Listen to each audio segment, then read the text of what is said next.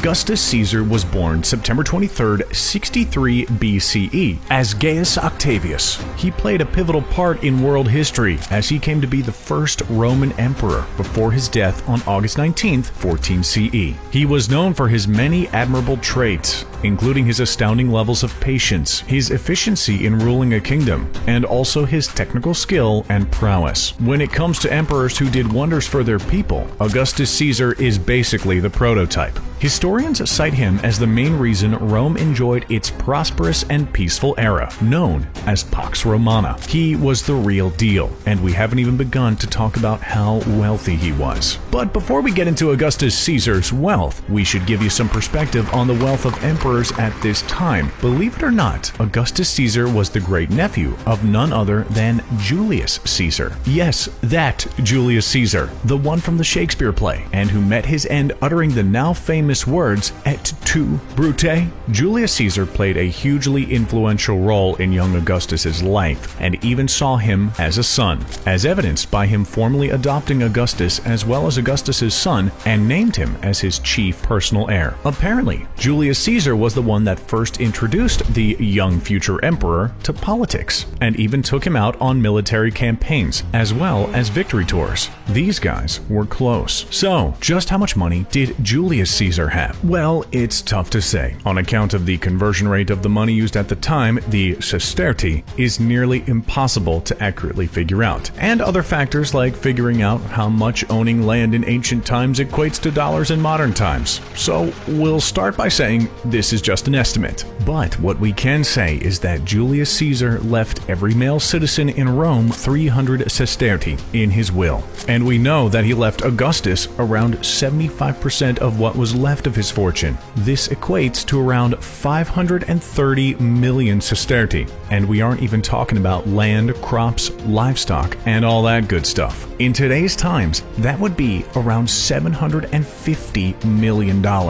What can we say? As Mel Brooks put it in History of the World Part 1, it's good to be the king. But what about Mr. Augustus Caesar? We mentioned he was arguably one of the richest men to ever walk the planet. So, just how much was he worth? And how did he gain such a massive fortune? One that dwarfs the bank account of even the Julius Caesar. Estimates put Augustus's wealth at a mind-shattering $4.6 trillion.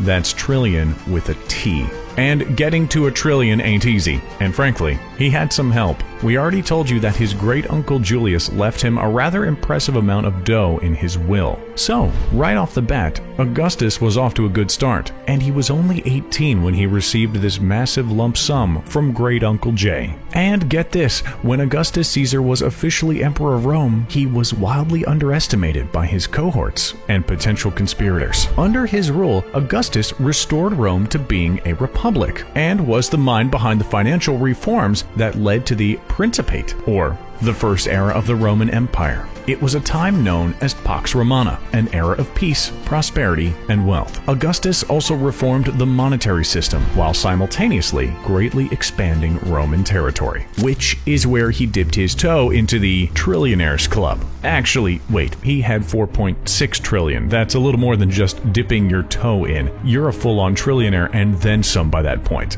As history professor Ian Morris put it, Augustus personally owned all of Egypt. You heard that right. The pyramids of Giza? Yeah, those were Augustus's. The Sphinx?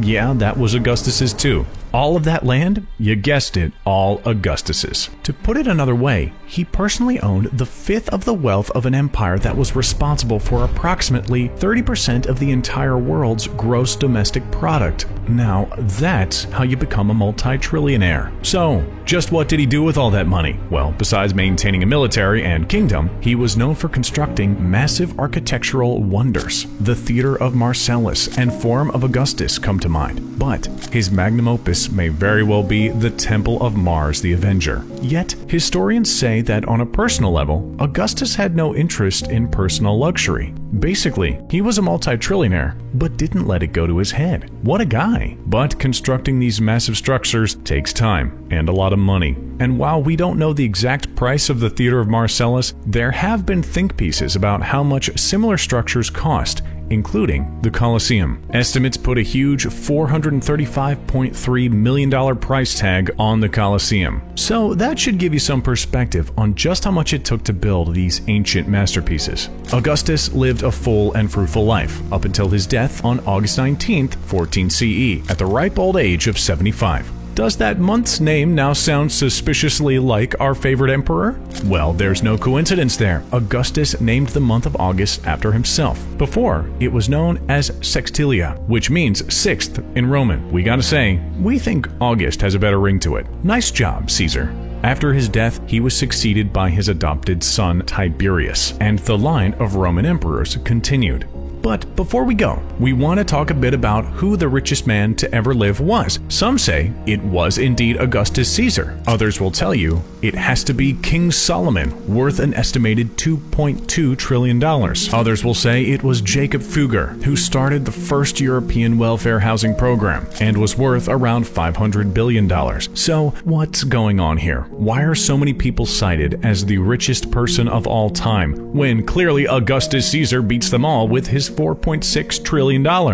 Well, that's the thing. It's not so clear. See, wealth during these early years of civilization was tied directly to land, or even empires. On top of that, many of the records we have today have been exaggerated due to oral accounts over the years. So depending on who you ask, some may say Genghis Khan was the richest person to ever live. Some may say Akbar the Great. So take all these estimates with a grain of salt, and know that they are just for fun. But make no mistake, these folks were rich. Like really, really rich. Let's not beat around the bush. Augustus Caesar was wealthy. Filthy, stinking, unfathomably wealthy. Hey, when you personally own all of Egypt in 63 BC, yeah, you're gonna have quite a bit of dough to your name. It's kind of incredible to think that one of the richest, if not the richest men to exist, lived so long ago.